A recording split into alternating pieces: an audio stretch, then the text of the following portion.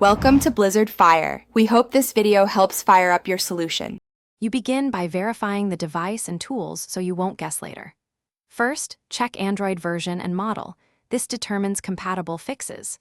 Once done, enable developer options and USB debugging so your PC can control the phone. Next, install ADB and necessary drivers on your computer. Run a DB devices to confirm a connected device. If the phone isn't listed, try a different USB port and a known data cable, because connection errors are the most common blocker. You'll now find the root cause by pulling logs and testing changes. Start Logcat and reproduce the error so you capture stack traces, save them for inspection. Then narrow causes, clear app cache or data, and selectively uninstall recent updates to isolate regression. If it's an app issue, reinstall or sideload an updated APK using a DB install R to preserve data.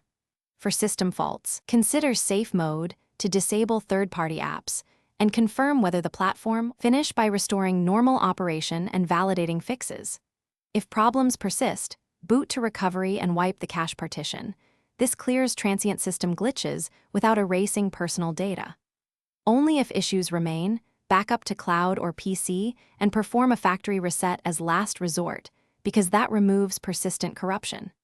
Make sure to reproduce the original error after each step so you can isolate what fixed or failed to fix the issue. This disciplined approach saves time and prevents unnecessary resets.